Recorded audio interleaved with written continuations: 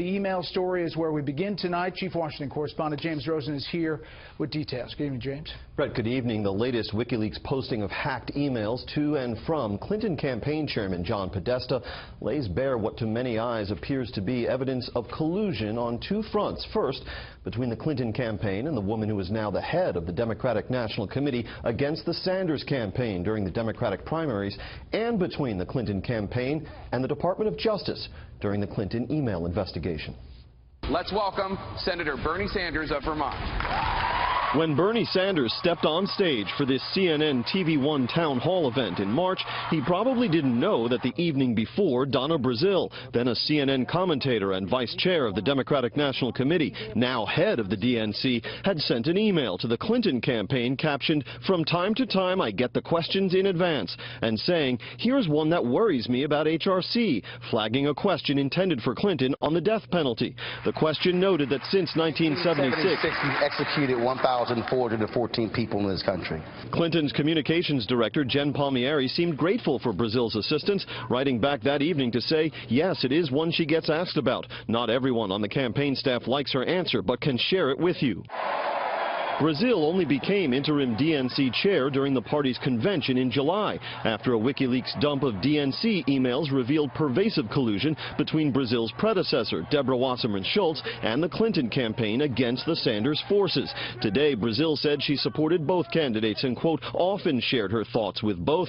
As it pertains to the CNN debates, I never had access to questions and would never have shared them with the candidates if I did, except that the event in question was not a CNN debate, but a town hall. And all you have to do is take a look at WikiLeaks and just see what they said about Bernie Sanders. He never had a chance, and I was so surprised to see him sign on with the devil. The Podesta emails also show Clinton campaign press secretary Brian Fallon, formerly a spokesman for the Department of Justice, getting a heads up from an unnamed DOJ official on the night of May 18, 2015. Hey, Brian, this was filed tonight. 14 minutes later, Fallon emailed Clinton confidant Cheryl Mills to relate the tip. DOJ just filed a briefing saying the government proposes releasing HRC's cache of work-related emails in January 2016. Get out, exclaimed Mills. Palmieri then looped in Podesta and Huma Abedin to set a conference call for the morning. This will be a thing tomorrow, and she is in front of the press. Neither the Clinton campaign nor the Sanders campaign responded to our request for comment today. Brett. James, there's new evidence tonight about the Clinton Foundation investigation, if you will. We just don't know how far it got. Yes, we've been covering this in depth on this show, and the WikiLeaks documents reveal that Chelsea Clinton, back in December 2011, sent an email to John Podesta and others voicing her, quote, serious concerns about Teneo, the private firm run by Doug Band, a top aide to former President Clinton and a Clinton Foundation officer. Teneo was also the employer of Huma Abedin while she worked simultaneously for the State Department. Chelsea wrote that her father would be, quote, horrified by the way Teneo was drumming up business overseas using the Clinton name.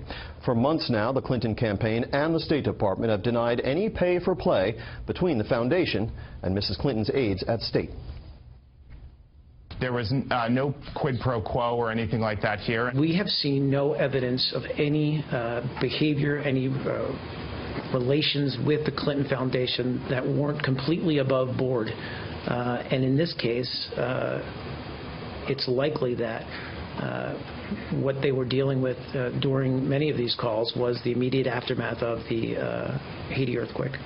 Today, however, State Department emails obtained by the Republican National Committee and first reported by ABC News show that a top aide to Secretary Clinton, in the hours after the devastating earthquake that struck Haiti in 2010, instructed officers at the Clinton Foundation, when sifting through offers of medical aid and humanitarian assistance, to distinguish between offers coming from, quote, FOB or Friends of Bill and those originating elsewhere. Caitlin Klavoric also referred to WJC VIPs, meaning very important people tied to William Jefferson Clinton. Those who fell outside those categories were to be directed to USAID. The State Department once again today denied any favoritism. What I'd say is, see no evidence that preferential treatment was given to anybody based on their association with the Clinton Foundation or with the former president himself. And in response to all of this, Donald Trump tweeted today, and I quote, "Crooked's State Department gave special attention to, quote, Friends of Bill after the Haiti earthquake. Unbelievable," unquote. Brett. Now it's just down to crookeds. James, very quickly, you know, when you talk about this with the Clinton campaign or Democrats, they say, listen, this is all about Russia. Russia hacked these emails. We don't have any indication that they're denying that these things are real. In fact, Hillary Clinton in the debate referenced a speech where she said she was talking about Abe Lincoln. That's in the emails, in the transcripts of the speech. So that is the response you get. Right, and at no point does anyone challenge the authenticity of these documents. We do always have to be careful when we're looking at them to make sure they're authentic and not doctored in any way, but so far there is no indication of that. Okay, James, thank you very much.